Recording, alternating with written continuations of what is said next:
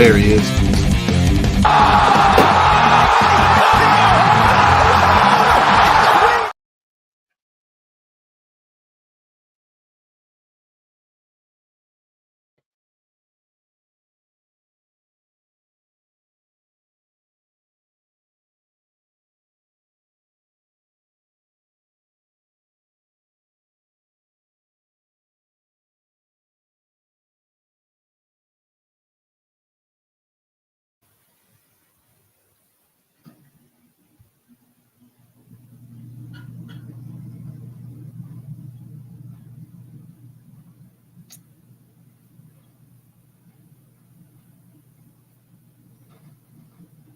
Good.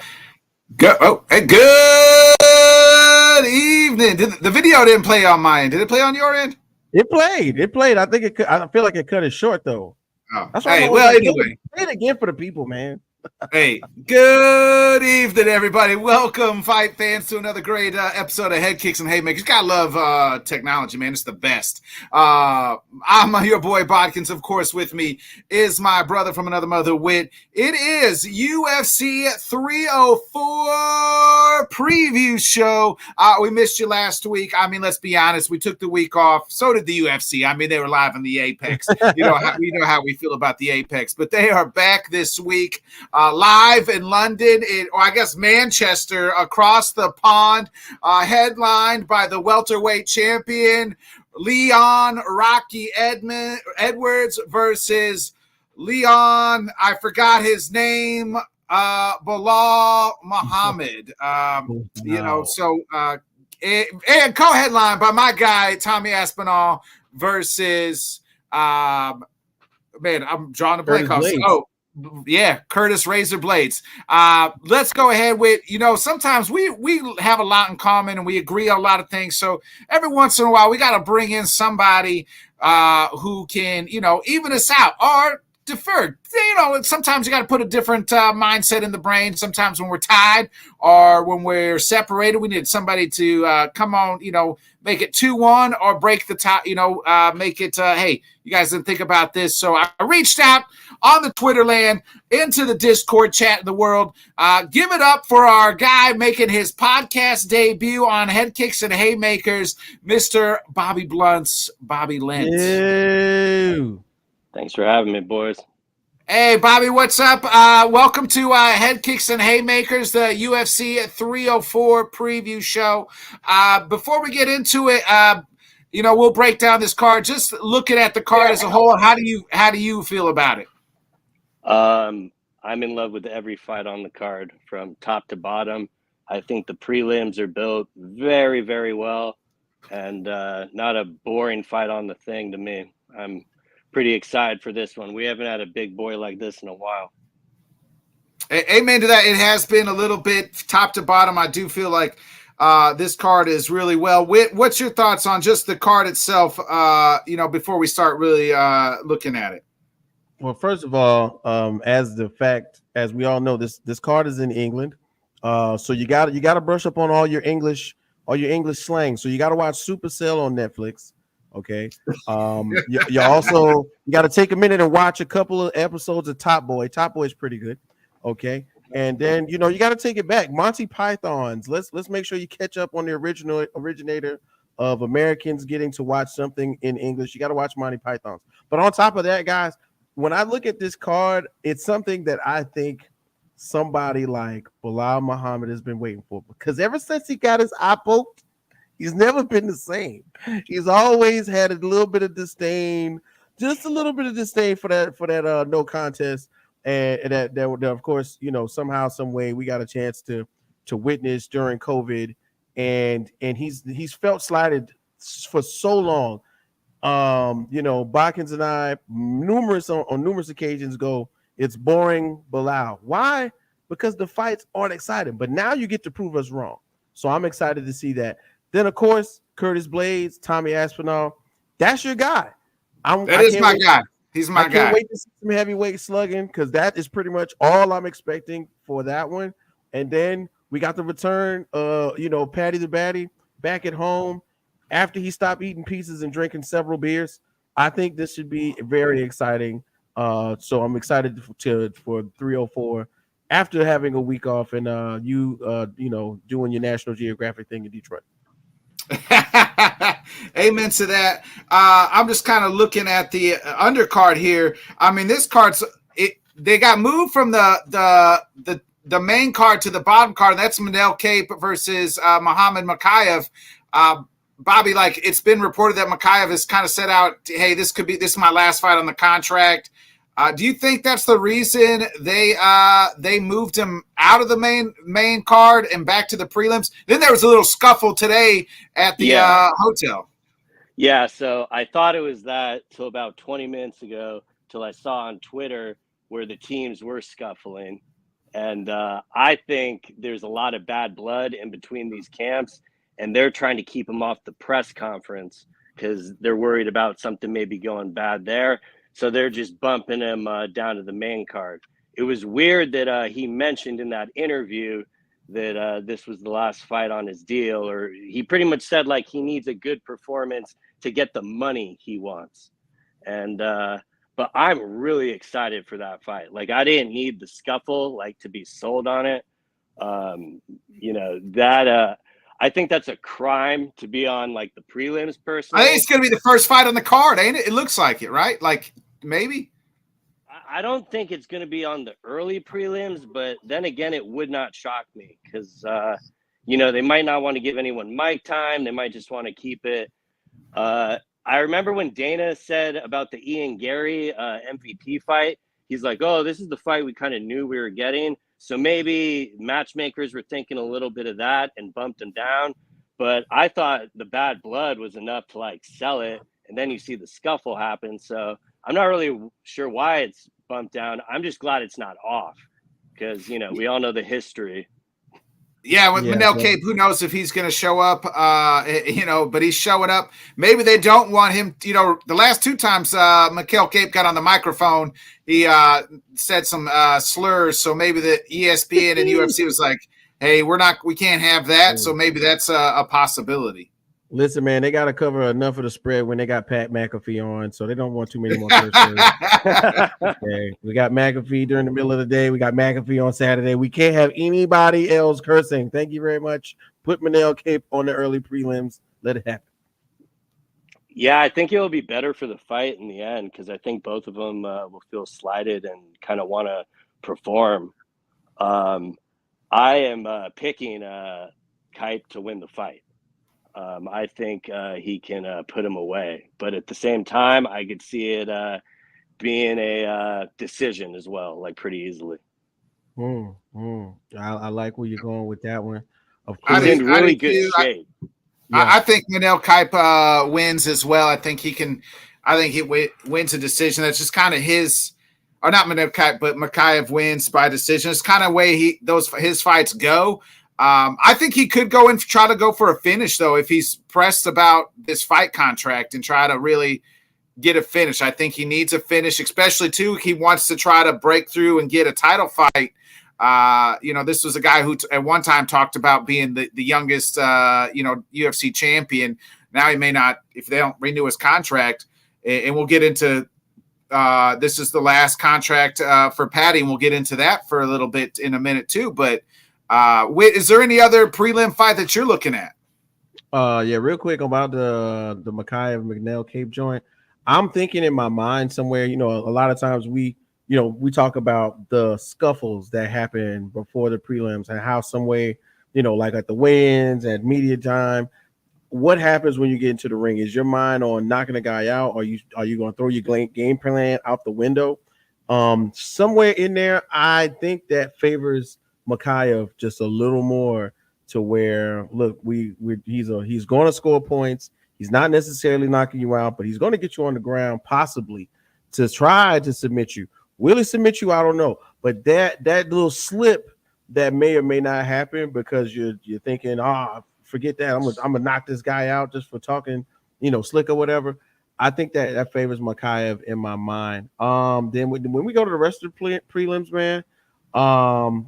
Somewhere down here. This is what it was. Another Englishman, if you will, my guy Nathan Wood and Daniel Pineda. So I got a chance to watch UFC Fight Night with Nathaniel Wood. Like maybe what was that? I want to say he lost though. And I was like, if only for not being outpointed, I thought that he had a whole lot of heart he showed in the fight. So I'm looking forward to him being at home to get a little bit of that hometown love and maybe overpowering Daniel Pineda on that one. Yeah, he's Wood's the heavy favorite in that fight at minus 450. Bobby, is there a fight that you like on the prelims? I know you say you like the whole card as a whole, but is there another on the prelims before we start breaking down this main card? Yeah, I mean, the Oben fight intrigues me. All the Irish dudes on the early prelims really intrigue me. I'm kind of glad they gave some showcase matchups and stuff, like Wood, for example, and stuff like that. Because I do think the main card is split extremely down the middle. So it's good for them to kind of, showcase some of the hometown guys there. Yeah, I like the Welsh gangster Oban Elliott too. I like his story. I'd like to see. Hopefully, he can beat Preston Parsons. He's the underdog on this fight too at plus 115. So not a bad little bit of money if you put money on the Welsh gangster. I'd like to see. I'm always been a fan of the meatball Molly McCann. Hopefully, she can bounce back. She's kind of had. She looks terrific. I don't know. Yeah. That was. I almost thought it was a different person. She looks pretty in shape. Hopefully, she's had a rough few fights. I think she's on a 2-fight skid. I'm gonna look. Oh no, she won her last fight, but before that, she had lost her previous two. There's no shame in losing to Erin Blanchfield. Did come, you know what I mean? But did win it back in February. She won on a fight night. But I think with that crowd and things like that, she gets a big win. That it seems like when her and Patty together, that's when they're their best. And we're getting them paired to this week, especially there. It's not like they're putting her in the Apex or something. No, it's at home in Manchester. You know what I mean? Like it's in London. In England. Let's go ahead and look down this the main card here. It opens up with Arnold Allen. He is on a 2-fight losing skid, but he's 19-3. He's the number 6 featherweight. He was on a 7-fight winning streak. His last 2 losses are you know what I mean? He lost to Max Holloway and Mozar Evloev, which that Mozar Evloev could have scored that for Arnold Allen, and had they had the rules what they are now, where the ground opponent rule, he probably wins that fight. And he's taking on number 10 featherweight Giga Jakaza, 15-3. Arnold's the decent favorite here at minus 238. But Giga hasn't fought in a year. Bobby, your thoughts on this fight? And go ahead and it's you're our guest in our house, so you make the first pick. Yes, sir. I have Allen winning that fight, but I think it will be fairly competitive, and I have him probably eking out a decision there. What's up, Rob? But at the same time, he has been kind of going through that skid. So, you kind of he seems to be at a great place, like when you saw his interviews and stuff. So I think it's a good thing for him to get back on track. And I think that line is pretty justified, in my opinion. Yeah, he's at minus 238. Giga's at plus 110. So, your thoughts on here on this? Oh, go ahead, Bobby. I was just going to say, I was just thinking back to his last fight, and his performance really got shit on by Dana and stuff. And I wonder if that puts a little bit of extra, wanting to actually handle him and, make him eat his words, for lack of a better term. Yeah, I think this could very well be almost fight of the night type. These two guys like to stand and bang, so we're not going to, Mozar is a different type of fighter. Loves to, he's a ground guy.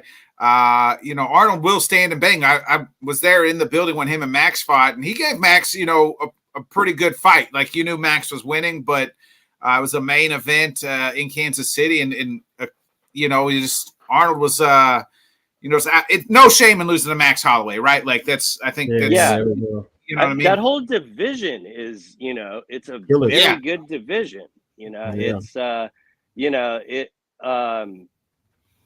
I know like the UFC isn't like boxing to where like you can actually take some losses and stuff, but it's the multiples, that's when it's a problem. Like when you lose 2-3 in a row, he's got to win this one. This is a big one to get back on track. Yeah. Stay out of the apex. That's the goal. Yeah. Stay out of the apex, baby. Oh boy. Yes, sir. Your thoughts here on this top 10 featherweights going at it to open up the main card? So I'm with you guys. Hey, you're echoing. You're echoing real bad. There you go. Oh, wait. Is it okay? There you go. You're good. Okay.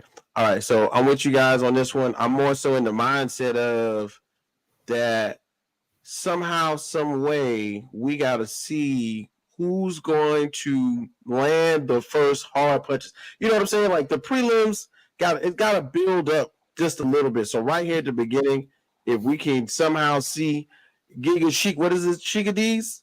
Giga Chikaze. Chikaze. I like once again, I gotta see him because of course in these last 3 fights he's been putting on really good shows. I really liked him against the Bruce Leroy guy. In my mind, this is probably going to be one of his toughest tests up against Allen. Somewhere in here, the two of them, just like you mentioned, with the wins by knockout being like everybody knows that's the obvious thing. Let's see who's going to change up what they do best in order to win this fight. And I think somehow, some way, Giga's going to pull this one out. Even though I like Allen, don't get me wrong. And we'll talk about it. Somewhere in my mind, I feel like all the hometowners, all the English, all the Welshmen are going to like pull out. But this is one of those ones I'm going to go to the other way with. So I'm going to run with Giga on this one. Yeah, I got Arnold Allen. I think I'm with Bob here. I think it's probably a decision. I could see where Arnold finishes him. If you do the MMA math right, and I know it was like Giga lost to Calvin Kattar, Arnold Allen won. I know MMA math doesn't always add up, but this is his second. This is like Giga's second crack at trying to get in that top 5, opponents here. And the last time it didn't work out so well, and he took almost a year off. This is Arnold's second fight this year. I kind of with Bobby. I think he comes out guns of kind of blazing because his fight did get shit on. And I don't know what Dana must have been watching a different fight because that wasn't the worst fight I ever saw. But I'm going Arnold Allen, baby. Let's go the Almighty. Yeah, man. I like it though. I like the pick. Don't get me wrong. This is one of those that there's almost not a clear cut on too many of these. Well, I lied. There is a clear cut, but for that one in particular, I feel like it can go either way. I'm definitely in agreement with you that it can go to a decision. But if Arnold Allen, I'm going with Giga. But if Arnold Allen somehow manages the last all the way to the very end, man, the points could sway, and English hometown love might just have to happen. I don't know. Yeah, I think another reason I'm confident in it is I could also see him dropping around and still winning the decision because he's really got that second win with him, especially being there. So yeah, I'm excited for that one. Yeah, I think this could be fight. Like I said, I think that could be a fight of the night. Let's get to the only fight on the prelim, the only fight on the main card that doesn't have 2 ranked fighters, 2 guys who are trying to get into that top 15 of this stack. The middleweight division is getting stacked. Like we got to get. I feel like every division's really like crammed at the top, and we got to get some of that old guard out and some new blood in. And the middleweight's kind of getting there. And that gets to Christian Duncan, who's 10-1, 4-0 in the UFC. Is the favorite here. At minus 142, and he's taking on my guy Gregory RoboCop Rodriguez, who is the dog at plus 120. He's 15-5, but he's won 4 out of his last fights. 5 fights. We all remember when the RoboCop had the old bash through the forehead and was still fighting. Bobby, what's your thoughts here? I mean, that one might as well be a pick 'em in my mind. Like if I was betting that, I'd probably take RoboCop just for the juice. Because that's just going to be a war. At the same time, Duncan is pretty gnarly. So like I could easily see him having like a first round finish, but I could also just see it being one of those like 15-minute wars where both guys are just beating the shit out of each other and they're all excited. The whole crowd's going nuts. And like that, you could see why that is on the main card. Like I wonder, before they dropped the kite fight, was that above or below this? That was below. This is new. I think they replaced this with the Manel Kipe and fight. So this originally wasn't on the main card. No, it wasn't. That's a pretty dope addition. They know what they're doing. Yeah, definitely, bro. I'm with you, bro. Like when I'm who you like to win? Hold on, sorry. Who you like to win, Bobby? We make predictions here, regardless of how we feel. We don't straddle fences on head kicks and haymakers. Yeah, we don't sit on fences. I'm just really trying to give it thought because it's so down the middle. I'll probably take Duncan. I think matchup wise, it fares a little better for him, but RoboCop really has that dog in him, so you really can't count him out. Like I said, if I were to bet it, I'd probably bet on RoboCop just to not pay for the vig. But if I have to be locked in, I'd say Duncan. Whit, your thoughts here? All right, I'm thinking if I had to pick one dog on this one, I'm gonna go with Rodriguez in this case. So I'm looking at the stats from earlier. I got a chance to look at him while I was riding around doing some business, and I was like, there's no way that he's got 100% takedown defense in all of these fights he's has, like 15-6 or something like that. Like somehow, some way, I checked like 2 different sites that I normally do. You talk about RoboCop, right? And I checked like 2 different sites, and then of course it's on UFC. Like that takedown defense for me is a big deal because Duncan likes to catch you off guard and then go for a takedown and try to wrestle you. He's got some good grappling. I really like the idea of, there's the movable object and the stone. Somewhere in there, I think Rodriguez is the stone. We're not going to see him get taken down. It's going to end up being somewhere in his wheelhouse for this one.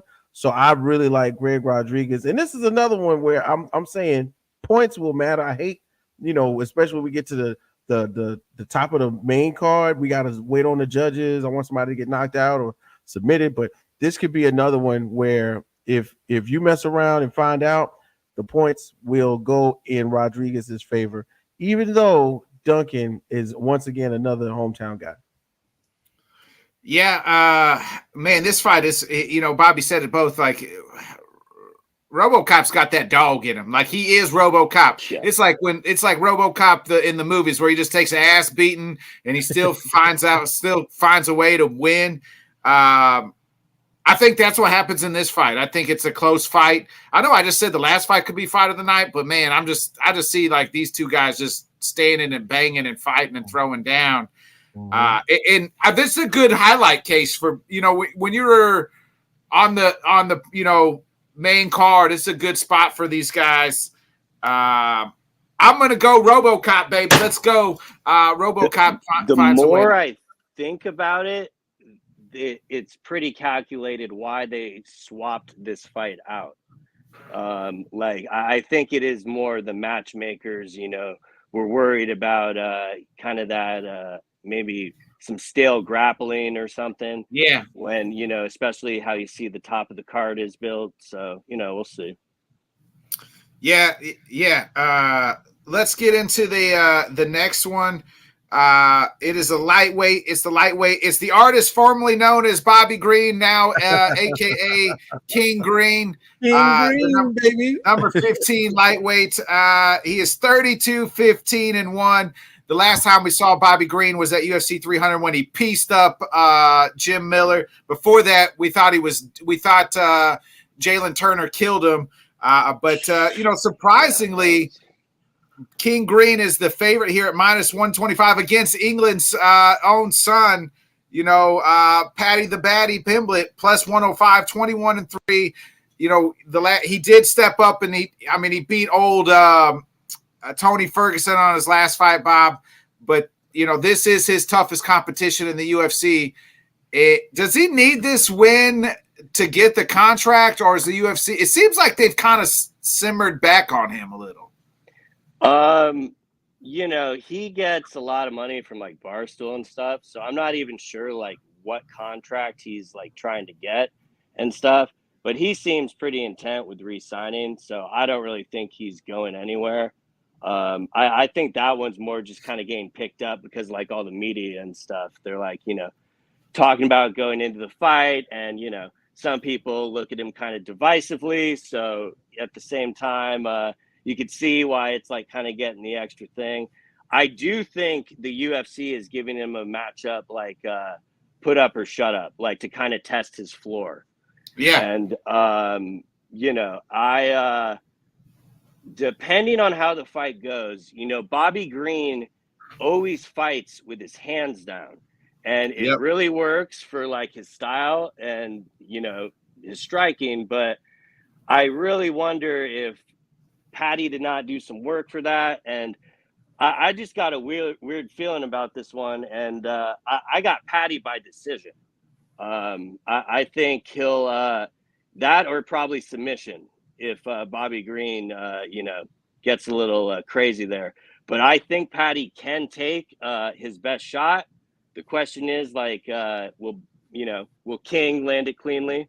I probably should call him by his name there. But you could say the artist formerly known as Bobby Green. Like at the same time, it would not shock me if I watch the fight and Bobby gets a first round stoppage and I'm like, oh well, I'm just an idiot. Like that is totally in play. But like if you look at that line, it's pretty much split right down the middle. Like whenever it's like that, I pretty much just call it a pick 'em. I mean, depending on what line you're looking at, So I found it kind of weird that he wasn't more of a favorite, being Bobby. I was Green. too. You thought Bobby would be more the favorite? Yeah, just because of like the power aspect. I figured like, I figured like Paddy would be like light plus money, like maybe plus 105, plus 125. Yeah. Now I could be mistaken. It might have opened at that and people played it.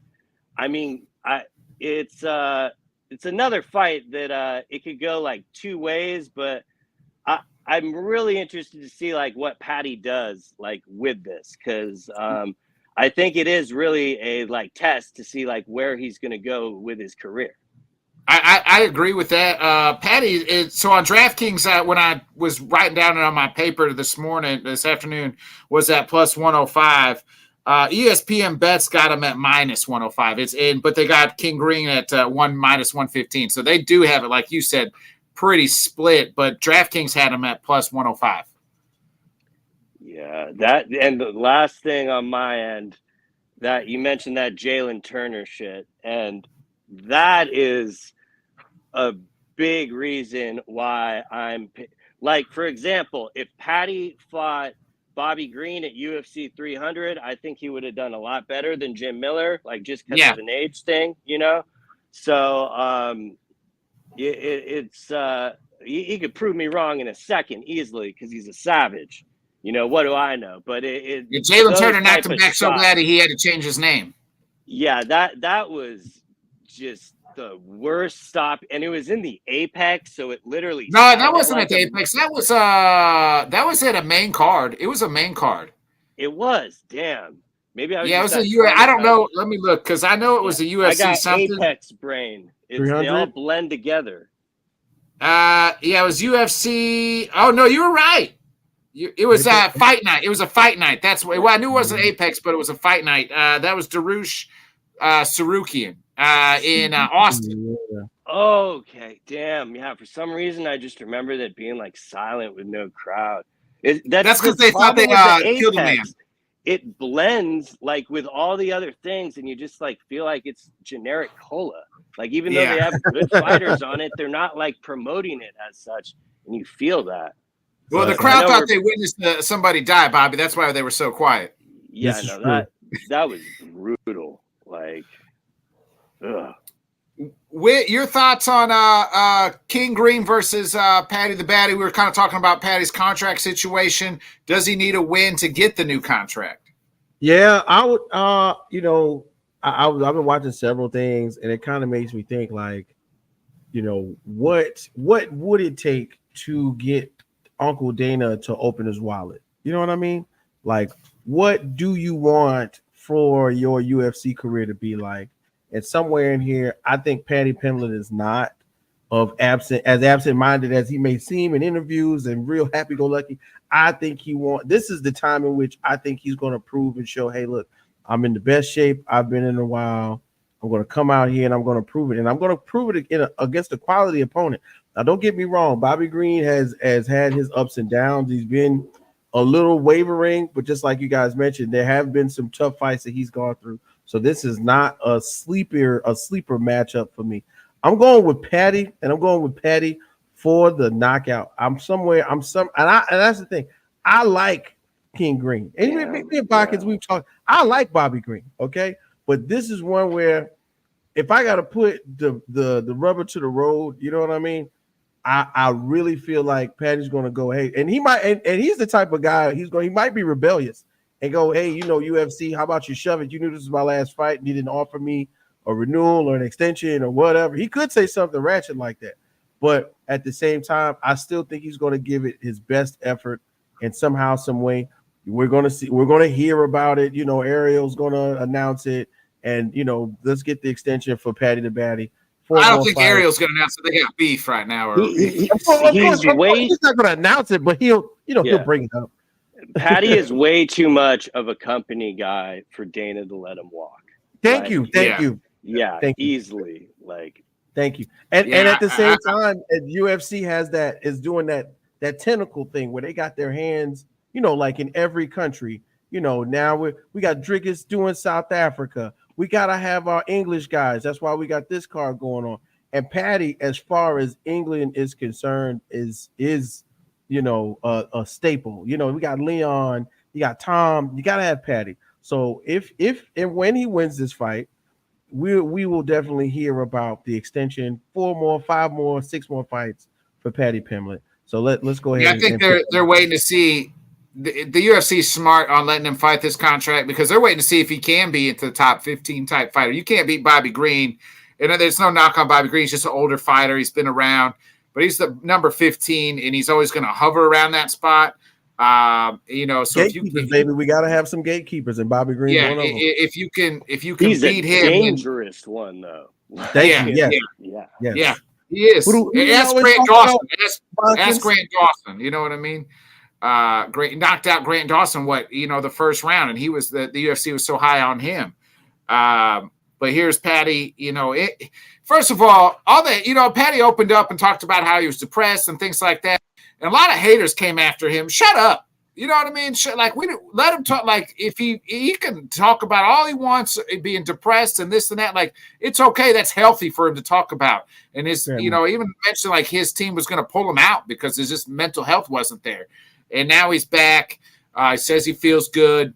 But I saw a lot of people on Twitter just hating on him for the things that he was saying about it. Like, why? Why are you hating on somebody for opening up? Like, what would you rather have? The alternative is not great. You know what I mean? So those people, first of all, can shut the hell up.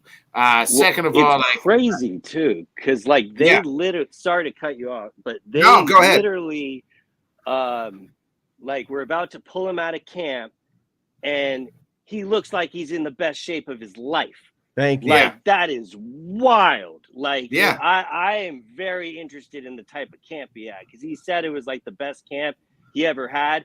It shows with the eye test. So, I mean, it's he looks in great shape. Maybe he just didn't get quite as fat as he as he did. You know what I mean? It usually does. I think sometimes too. I think he's feeling it more, and that's why he's dialing in the health a little better. Yeah, and I think when I think when your weight fluctuates so much, it messes with you mentally, your whole body, right? So I think that has a lot to deal with things as well.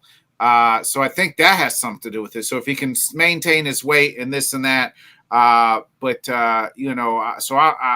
with that being said, though, there's just something when that crowd gets going and Patty's got the Patty. Oh, Patty the Patty, Patty the Patty.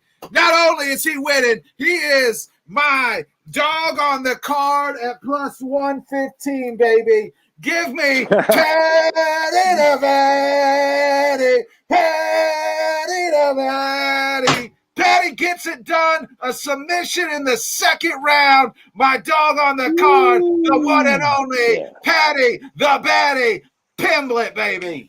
I love how you just changed it up and you said it's going to be a sub in the second round.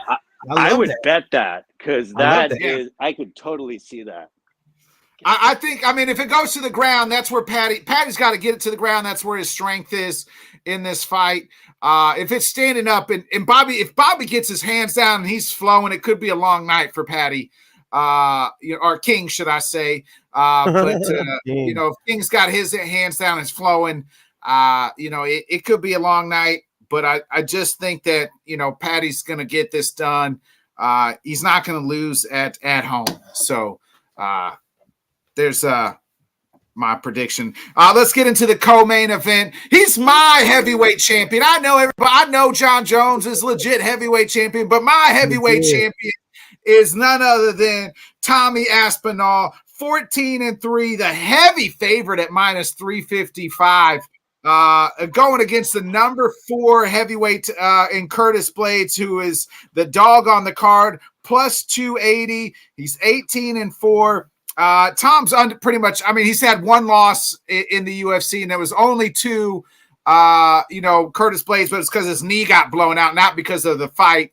Other than that, Tom's been undefeated in the UFC. Curtis Blades, he has won 4 out of his last 5, but I've seen Curtis Blades go to sleep one too many times. Bobby, thoughts on the co-main event? Second time in UFC history that the interim title is being defended. Yeah, I kind of think that line is a little wild. I understand it for sure. Definitely. But I think this fight is going to be a little closer than people anticipate there. I know Tom has, I think, never been out of the second round. It would not shock me if that streak is broken. I have Tom winning the fight, but, I could easily see it going into like the middle of the 4th or possibly I don't think these boys are going to a decision, but at the same time, I could definitely see, Curtis's striking just continues to get better. He does everything that his coaches ask him to, right? And, I'm not trying to take anything away from Tom. He's great on his own, but I just think that line is a little bit wild. But I was surprised.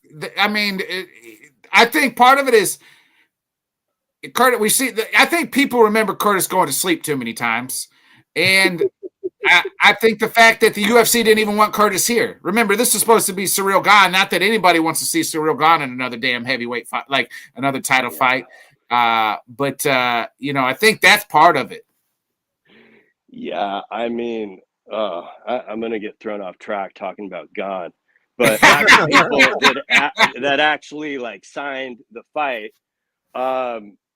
Yeah, I definitely think Curtis's grappling could be interesting, but Tom is a big boy, so I was, that it was really a shame how that first fight ended because that looked like it was going to be a banger, and you put it back in the same atmosphere, but now he's got a belt on him. I don't think this is set up for Tom as people are making it out to be. I think Curtis is a live dog, but I do have Tom winning the fight. by knockout, probably or like a TKO. Yeah. So Matua Sablin says Curtis got a nice game plan against Tom. Drag Tom into deep water, put him on his back, then elbow city. I'm looking forward to see Tom's guard game if it goes there. So, yeah. And then he said send Gone back to France so the French can eat him. So there's that. No, they did one better. They sent him to Abu Dhabi. Yeah. They're like, you ain't fighting on the France card. Like, you can go to the I love that. Like, I probably shouldn't because, I'm all about fighters getting good things happen to them. But, he's just playing too much. Yeah, he had his chance. He's had good things happen to him. What your thoughts on the co-main event? Okay, real quick. I got to say this, man. The only time I want to see Cyril gone is when I'm out of Cinnamon Toast Crunch. Anyway, so in real life, guys, I think Bobby brought it up real good, like straight up and down. The line is a little crazy, in my opinion. I think Curtis Blades is not getting a lot, and I think both of y'all made some good points. I think Botkins is correct on the fact that we've seen him get knocked out, or the odds makers have seen him get knocked out one too many times. Going up against Tom Aspinall, heavy-handed guy, known for taking guys out before the second round, just like you said, Bob. But somehow, some way, this is one where if we look at at least 3 out of 4 of his last fights, right? It's been a different Curtis Blake, and he's been saying that he's been kind of professing that he's in a different mindset now when he's been fighting. I'm looking at things like his win method, and especially like when I'm thinking about like this 13 wins by knockout. That's something we see quite often in the heavyweight division. We see guys who are going out there to take another guy's head off. But in this case, will he do something different to catch Tom off guard, or will he go all out? I'm somewhat thinking he's going to go full out on this one. The whole take him into deep water. Let's see if Tom can get past 2 into 3, 4, and 5, those championship rounds. This may be the one time where Curtis Blades is being taken too lightly. Where if we get to 4 or 5, it only takes one slip of a punch, one miss to take Tom Aspinall's head off. I am Bakin's brother. I love Tom Aspinall, but I don't like him in this fight. I think this is one where we see the interim championship change hands. Curtis Blades gets a little bit of love, just a little bit. For one, I'm not saying it's going to last long because somebody will take Curtis Blades out, is my point. But I think this one time, Tom Aspinall, I don't like it. I don't like this matchup for him. I really don't. And somehow, some way, jiu-jitsu versus wrestling, I as a watcher of MMA, as someone who has wrestled a long time ago, don't ask me to do nothing now. I'm not meeting the team. If you know about wrestling, you know what meeting the team is. My whole thing is somewhere in there, they want you to say that the wrestling is going to overpower the jiu-jitsu, but that has to do with how good are your hands on the ground in the clinch. I like Curtis Blades in this one. Let's see if it gets past 3 or 4. That makes Blades more dangerous, in my opinion. We get to 3, 4, or 5. That makes Curtis Blades way more dangerous to me because I don't think Tom is mentally like. I think Tom is going to go try and take him out. To my point, you know what I mean? I think Tom is going to try and take him out, and if Curtis Blades takes his hardest 1 or 2 punches, that's going to throw you off and go, man, I swung for the fences. He's still there. So if that happens, we get to 3, 4, 5. I'm really interested in seeing Curtis Blades win this one. It's not going 4 or 5. It ain't going. Come 3. on. I mean, the fact that y'all think that this man's going to take him into deep waters is insane to me. His 4 losses, 2 times to Francis Ngannou, both night. Derek Lewis sent him back to 2000, the year 2000. That's how hard he hit him. I mean, and you're telling me you couldn't shoot on Derek Lewis and take him down, and you got slept? What you gonna do to Tom Aspinall, who's a lot thicker, a lot quicker, and a hell of a lot rounder, better fighter than Derek Lewis? He went night then. Went night to Sergey Pavlovich. You know what all those guys have in common? Heavy fucking hands. You know who has heavy fucking hands around here? My heavyweight champion, Tom Aspinall, is going to do it. I mean, he is. I think I said from day one he's a future heavyweight champion. He's got the interim title. John Jones and Stipe, I know they'll fight in November. Someday. Maybe, possibly. Maybe. November. They're doing that and Potent and Angle Live. Yeah. That's what I've heard too, Bobby. Like it's not never been set in stone. I've heard that too, but and I think both of them ride off into the sunset because I love John Jones. I think he's the GOAT of the GOATs. Definitely. I do. I don't think John Jones wants none of Tom Aspinall, and he sure as shit doesn't want none of Alex Pereira. Oh my God! Because it's time. This is Tommy Aspinall's time in his home country, and still UFC heavyweight champion of the world, Tommy Aspinall. Tommy Aspinall. Tommy Aspinall. Your breath control is getting better, bro. You held that for a pretty good minute there. Shout out to boxing, bro. One last thing on that, since you mentioned Jones, I do think Jones takes that fight. You do? Yeah, I think we've had this discussion before. Like, yeah, no, absolutely. Like, I would, the fights that he has available to him are like what he was asking for. All that time. He's like, he wants stuff that excites him. Tom is going to have this performance. That's going to excite him. Potent is just exciting. So, I mean, I could easily see both of those happening. People forget John Jones makes a lot of money. A lot of money. He does. Real quick, he said, Mike Tyson said, if Jones goes to prison, does Aspinall go to prison to fight for the undisputed? Hey, that's what's that movie with Wesley Snipes and Ving Rhames? Was it called Undisputed? It was called Undisputed. When they fought in the prison, they boxed in the prison. Right. They'll have a UFC version of that. Exactly. Look, and I shout out to Matua Sablin, man. I am definitely in the books of John Jones is possibly going to do time. They're going to make an example of him. But no, it's 2 misdemeanors. He ain't going to do. He ain't nothing. If he does anything else, they will. But before they do, I am in the mindset that John Jones is a legacy, a mental legacy guy. He knows what he's up against. He knows he's got to do Stipe. But if he takes Stipe out, or if it was to happen, he's got to do 2 fights, and there are only 2 that he's got left. He's got to figure out what he's going to do, Tom, and they're going to put that money on the table. They will put the money on the table. They'll have it at Jerry's World, and it'll be John Jones versus Poetan for all the money and all the schmeckles. What's the European? I'm gonna throw one. I'll throw another curveball. If he does stick around, it's gonna be John Jones and Turkey Al Sheik is gonna sell shit ton of money. Gonna give Dana $2 billion. John Jones versus Francis Ngannou in a cross promotion promoted by Turkey Al Sheik. And listen, and of course we'll talk some other stuff later. But I like how your mind works right there. I am with that. Okay, Turkey Al Sheik ain't playing. Salam alaikum to all my brothers in Saudi Arabia who watch the show.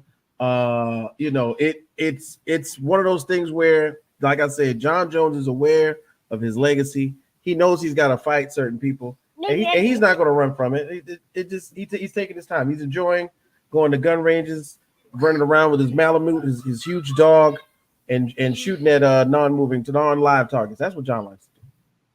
What an American! Drug testers keep showing his house at 3 a.m. He ain't gonna be fighting nobody. Yeah, exactly. I mean, I don't need my, UFC fighters to run for president. What they do in their personal lives, I could really care.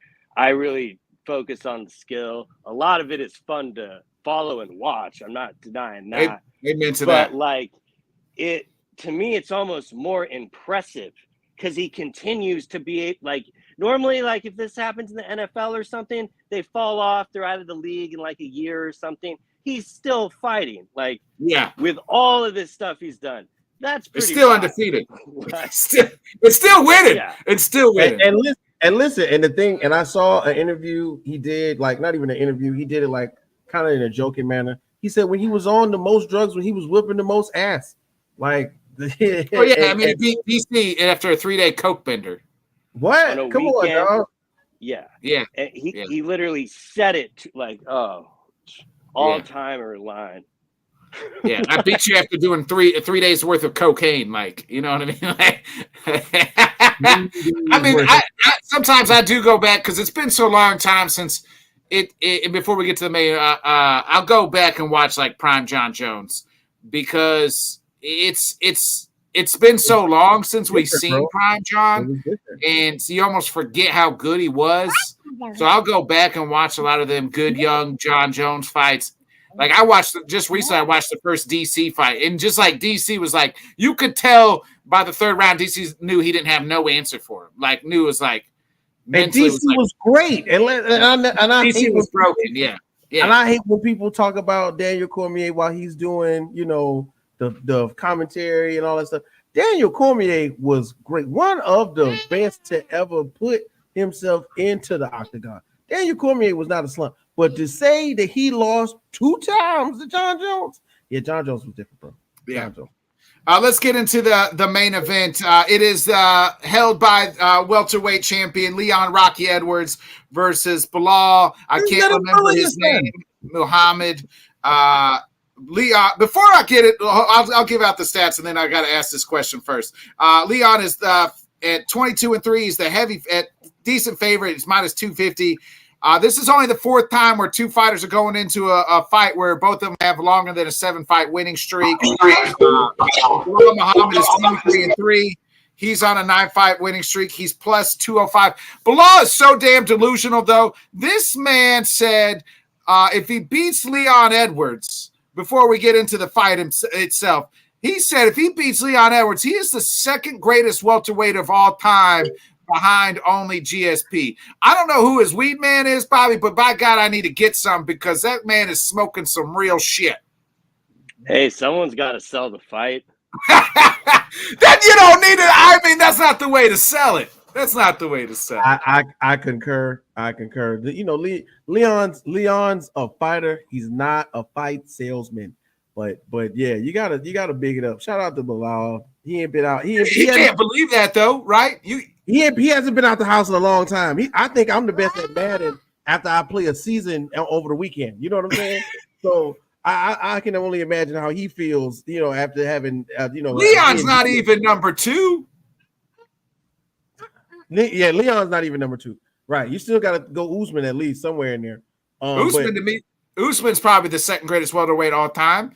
And then you could throw in, even if he beats Leon on Saturday night, he's still below the likes of guys like Carlos Condit. He's below guys like Robbie Lawler, below T Wood, all them guys. Yeah, they're definitely below Woods, man. I mean, it's once again, I think in order to be in this type of competition, you have to have a bit of like blind idiocy about yourself, and it's a positive thing. Like I went the other day. I rolled by the axe throwing place. You know, Axes and Nails. Shout out to Axes and Nails.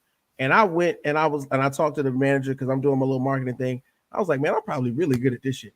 You know what I'm saying? I'm probably really good. I can throw it at a target, knowing good and dang well I never throw no axe at no wood. But that's the type of way you gotta feel at the MMA ring. I'm probably the best at this, and I gotta big myself up when I get in front of a microphone because that's exactly what Bilal Muhammad did. So kudos to him for thinking he could be that good.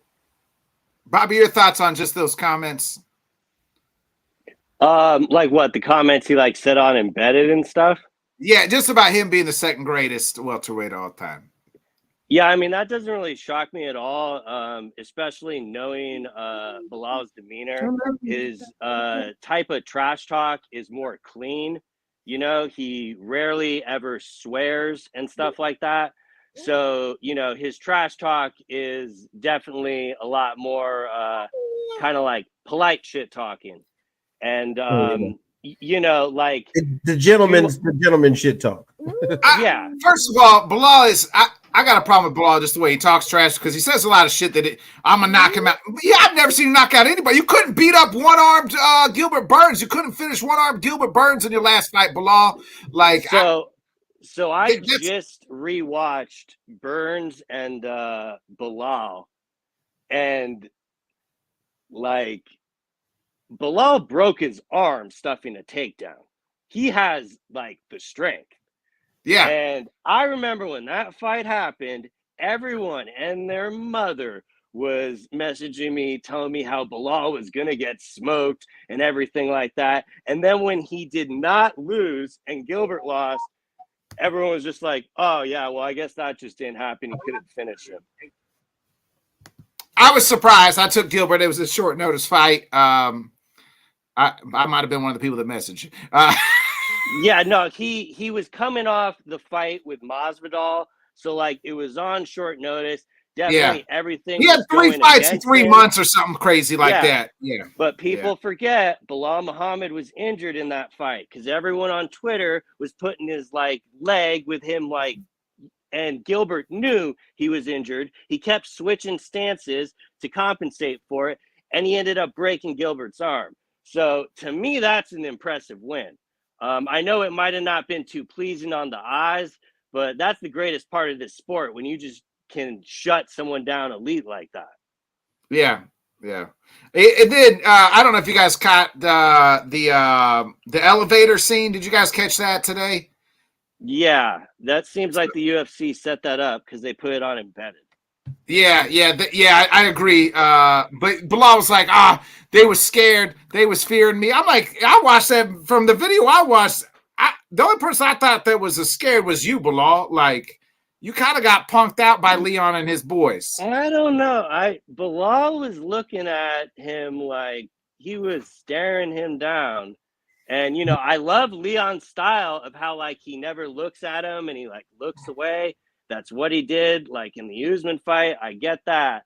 But, you know, I think this is a lot more of a fight than people are, like, look at the line. Like, you know. Yeah, the line's pretty close. Yeah. And, yeah, I don't know. You've set the table pretty nicely. Do you want my prediction, or go ahead. Would you want to go first? No, go ahead. I go last. That's what the host does. Yeah, well, I figured mine might kind of shake up the rotation. So shake the room, brother. Shake the room, brother. Yeah, and let me preface by saying this: like, I am a big fan of Leon Edwards. I have nothing against him. I know a lot of people treat MMA like a team sport. Like if you're picking someone, like you hate the other motherfucker and stuff. I think Leon's great. What he did with Usman, probably the greatest comeback of all time. But the way this fight sets up, with the amount of time Bilal has had to train for it. Over a year. Yeah. Like Khabib has had time to break it down and go over it with him. Bilal just keeps getting better. Granted, Leon just keeps getting better. But, you know, I think Bilal wins this by decision. I would call it a split decision. I don't think he 50-45s him like he claims. I think it's going to be split. But at the end of the night, I think Bilal is going to walk away with that title. And there are going to be a lot of pissed off people on Twitter. And I'm going to love every minute of it, honestly. Because, I mean, he has that heat where he pisses people off. And, you know, that counts for something. Yeah. I mean, you're right. The room just collapsed. Fair point. I mean, you got a lot of good points. You do got to make a fair point there. Whit, your thoughts on the main event here? Bro, let me tell you something, Bob. Yep. Am I good? I'm good. Yeah. Yeah. Oh, okay. All right. So Bob, thanks. Like, yeah. Sometimes we gotta get a little spicy with those takes, bro. Gotta get a little spicy. So, with that being said, I am in somewhat of agreement with you. I think that this is a lot closer than people are suspecting. Than a lot closer than the line suggests.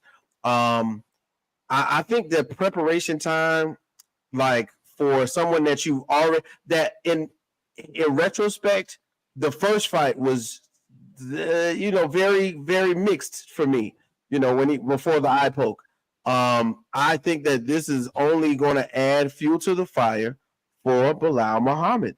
And somehow, some way, Leon is going to have to pull up. If Leon was to win, this has to be one of the greatest performances in a MMA ring by him, because I will be very, very shocked if somehow, some way, Leon Edwards knocks him out or in an early round. But I'm saying that because in my mind, Bilal Muhammad is prepared for damn near everything. Whether if you want to take him on the ground, whether you want to stand and bang, he, just like you said, Barkins, he's got Khabib somewhere. And hey, look, don't have him go on a plane and go sweat. And I saw a video of 40 Dagestani wrestlers sweating on mats and running and sliding across the floor. That is insane to me, and I think that somewhere in there, that's how you get staph infection. Yeah, no, that's how. Thank you. But somewhere in there, that's where I think I saw Bilal Muhammad in his training regiment going, yeah, this is what I got to do to be the man, and now I'm going to do it. And with that being said, I got Bilal. And I just like Bob said, sometimes when you make these predictions, people go, oh, well, how can't you? No, I'm not doing that. I'm picking with my brain on this one, because my heart is going to tell me Leon's home. I got finished watching Super Cell over the weekend. I started watching Top Boy. I love the English accent, but at the same time, Bilal Muhammad on this one, to me, it is I think truly can pull this out. Point wise. And so, somebody got to be the smartest person on the show, and thank God I started the show to show that so Matu brings up a simple point. Let me ask you guys this: who's a better wrestler, Kamaru Usman or Bilal Muhammad? We haven't seen it in a year. With what knees, I would ask. Either I'm fight. Serious. Like, I mean, legitimately, if you look at it right now, you could easily make an argument that Bilal has better technical wrestling in MMA. Who's a better wrestler, Colby Covington or Bilal Muhammad? Easily Bilal Muhammad. I think Colby. Who's got the better gas tank? I mean, all Colby probably gas tank. Colby, I feel like he's pretty well past his prime. I thought that last fight against Leon was a layup for Leon. Definitely. And, that last fight should have been this fight. And, it's true. I did agree. I do agree that Colby should have never fought.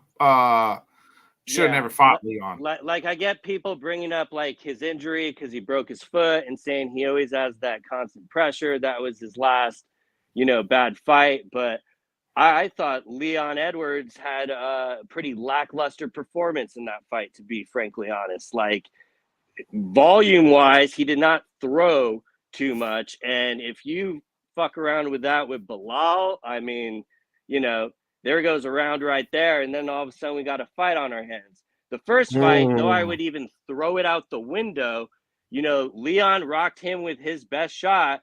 Bilal got back on his feet and actually came back in the fight. And it's just a shame that poke happened, because that was just getting going.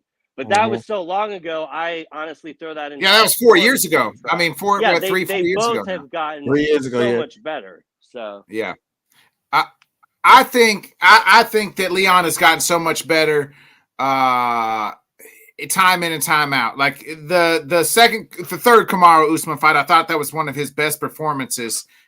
You know what I mean? To me, Kamaru Usman's still one of the best welterweights in the world. And we just said he's the second greatest, maybe welterweight of all time. I think that fight too soon, though. That rematch. I wish that would have been a month or two. I'm not taking anything away from Leon. Leon easily won that fight. He probably still would have. But Usman's mind didn't really look right in that one. He seemed very hesitant for, that dude's got Whitman in his corner. He's never that hesitant. No, you're right. I just think that Leon is that good, and he's getting better. I I don't disagree at all. For the record, like here's what I'm really gonna tell you though. But it doesn't matter who wins this fight. They're holding it for one guy, and his name's Shavkat Rakhmonov, because that's the next welterweight champion, and he's going to have it for a little bit. So leading into that, if Leon Edwards is able to beat both Bilal and Shavkat, I would easily put his resume over Usman, and I think it rivals George St. Pierre. So, I mean, I'm high on Leon. I just, this is a hell of a test. So yeah, that is a tough test. But as they say, it's still UFC welterweight champion of the world, Leon Rocky Edwards. Don't let him bully you, son. Bro, like if Bilal's coach throws one of those in between rounds, that'd be the funniest thing ever. Yeah. Like I doubt they do it because like he actually gives him corner advice, but like it'd be a pretty like to continue with the trolling. That would be pretty good. Yeah, like especially if he's up. Like up on the rounds, and he's just like, "Don't let him." Oh, it'd be so funny. Definitely. I think Leon wins decision, a close decision. I think both these guys are you just know when guys are kind of just decision fighters, and I feel like both of them kind of are. So I feel like bet the over. That's what it's going to be super technical. Yeah, very much technical. Yeah. I love the fact that we kind of got both sides of the spectrum going on here. We're not agreeing. We're not saying that either fighter is way more better than the other. But I heard Bob say it's just in my mind that first fight, although 3 years ago, looks so different. You know what I'm saying? Like one thing his toughest, hardest thing, and that's going to stick in his mind. Like it's got to happen. Well, Bob made a good point to me is you forget sometimes, like when you're the challenger, you're always training for the current champion. You're always, you know what I mean? Even though there's fights, you're still on your off time, and he's had a year to prepare for Leon, but you're always preparing for the guy, right? Like the guy that's the guy. You're always like on the come up, like, hey, I'm going to face this guy eventually. Like that's the guy I'm going to train for. I'm training for. When you're the champion, you're not looking really you're just looking at what's across from you, not really looking, you're not checking the rear view like that. Yeah, you're not checking the rear view of the bottom of the rankings, the middle of the rankings. But as a guy that's coming up, you're always training for that one or two guy, especially the champion at the top. So hey man, I'm gonna tell you this, and now that you say that, I had this in my mind, but I completely forgot because I had the baby and stuff. So it makes me think. This really makes me think of like what is it? I think it's Rocky 3, where Clubber Lang kind of was just waiting on Rocky to not be ready for a long fight, and somewhere in there, I think Leon Edwards is a great fighter, but I think Bilal Muhammad went into he did that whole, Mr. T thing. I train alone. I live alone. I eat alone. Yeah, Balboa. You know what I'm saying? I really feel like he's on that type of time right now. So, in all honesty, trust me, I am one of the biggest Leon Edwards fans. And I think and truly, if it happens, if the belt changes hands, we're looking at one of those 1.5 to 2 year runs where we could possibly see, of course, the return of Usman to fight somebody, whether it be Bilal or Leon, for a Leon Usman 3. We got to see what happens with Shavkat. Like I think Leon losing makes the division just a little bit more interesting because there are things that can happen that won't happen if Leon maintains the belt. Yeah, I feel either way, Shavkat is next. So yeah, kind me of too. I don't really think there's a scenario where they give Leon a rematch, unless I really don't see that. Unless it's like some super close fight where it. Yeah, I think it'll be stupid. I don't think it's. If it gets to if it gets to those last couple rounds, I don't think that it's gonna. This is one of those They're going to be so tentative to try to not be caught by the other person, which is what I think kind of took place with Colby Covington and Leon, where he was pointing on him, but he was like, I just don't want to get taken down, but he still won handedly. Somewhere in there, we get Bilal and Leon 4 and 5. They're both going to be too worried about the other person knocking them out because they're tired, and they're going to be standing around tapping each other's face. Like, you know what I'm saying? And I think that makes it interesting. I think that makes for a good split decision. And then if the belt is to exchange hands, I'm talking about a 2-year run of fights at the top of the division that will make it worth Dana's money to put them on. Remember, you got Shavkat, you get Usman back, you run a Leon and Bilal back. Yeah, well, come on, it's a lot of people. Ian, you throw a lot of people up there at that 1 through 5 range that you can make a whole bunch of interesting fights rather than if Leon maintains the belt. But that's just me. I'm nobody special. Yeah, I personally think after this fight, the division is going to start rolling. Like, for whatever reason, they lagged on making this. They could have just made it for 300. And, like, I think it's almost the UFC's fault we haven't seen this title defended more. You know, I know a lot of people like to put the blame on Leon for that. Leon was ready. He was ready to go. Mm-hmm. Mm-hmm. Yeah, I don't know. I'm mixed on what Dana said about that. I feel like he offered him 3 fights that knew the opponents could not do it. And but, you know, I was happy to see him big up Leon for once. He never does that. So Mm-hmm. Yeah, I mean, Leon said the 3 fights was like Khabib, which we all knew that wasn't going to happen. Who was the other? Islam and what's my guy that always has something wrong with him and then never fights? Hamzat was one of them. I thought was the point, right? Yeah, Islam, Hamzat. Was Khabib one of them too? I think, right? I think the point was it was originally Khabib, but Khabib was like, "Nah, I'm not coming back for that." Hamzat couldn't get out of having the crazy staff. Somewhere in there, and I've heard this on multiple occasions. Hamzat may just have that crazy immune deficiency stuff going on that we don't know about. And like, look, if we sneeze on him, he gets a cold. And it's not stealing people's money. Too busy.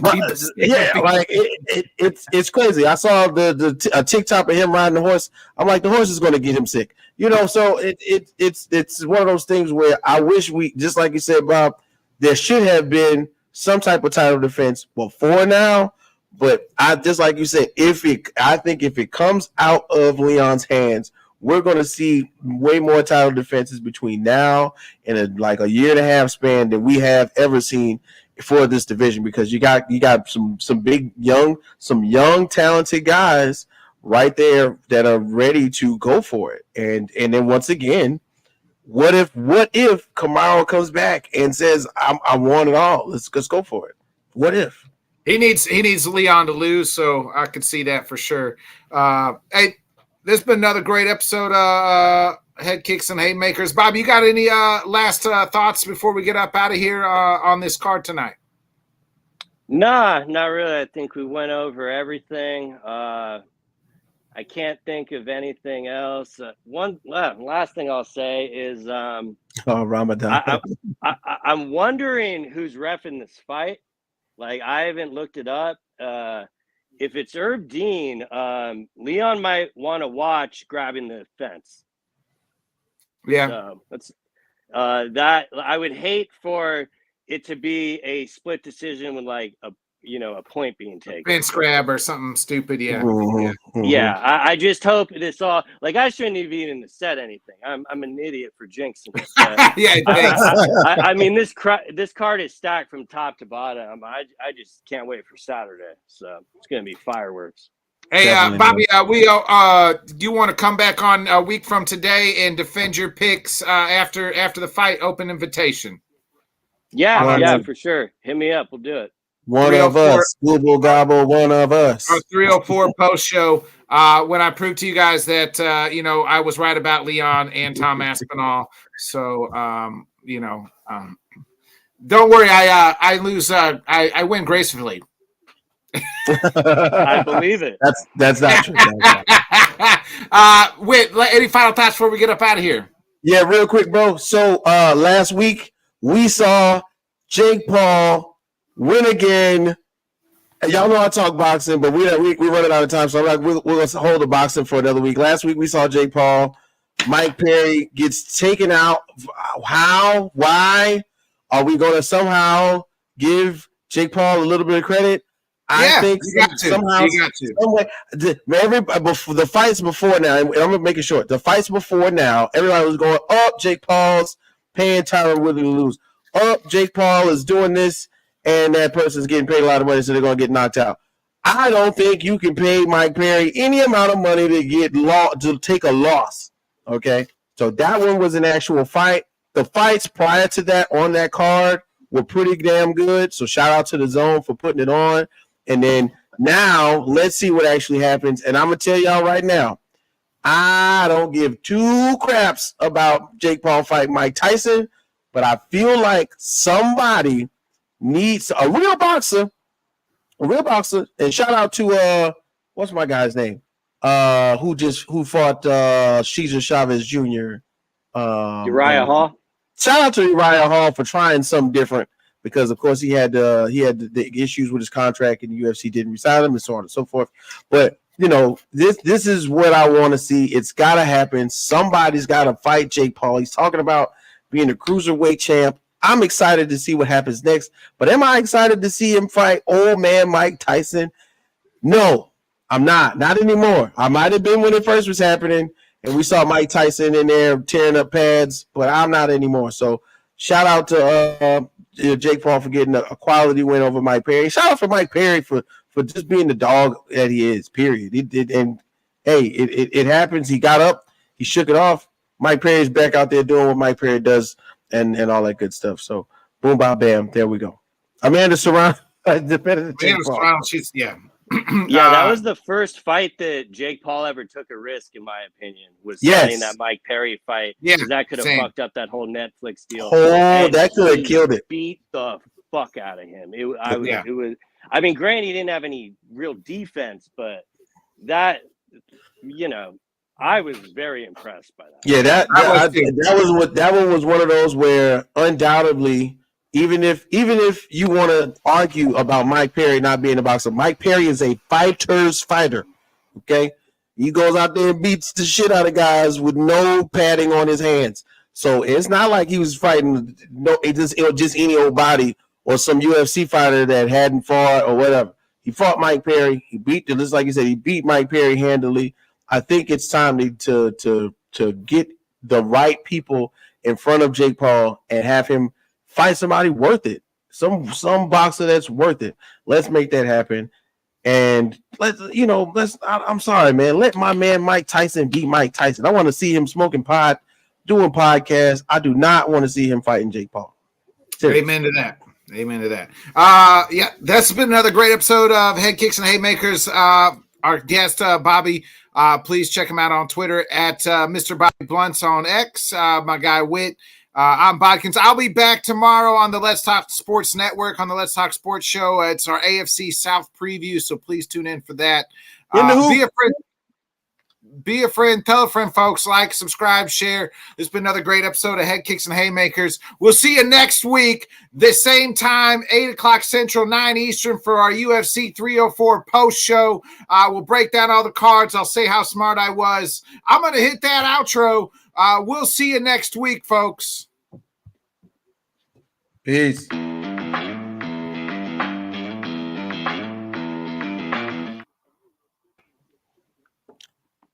Yeah, somebody wanted to get in the camera like all day, so he just wanted to pop in. You good, brother? Hey, Bobby, thanks for joining us, my man. Yeah, thanks, no brother. Man. We appreciate you guys having me. It was a great. We love that dichotomy, man. We got to get you back on for the post show so Bodkins can Oh, look, hey, shout out to Jay who said that we're still on because nobody cut the live off. Shout out to Jay. It's ending right now. It's ending.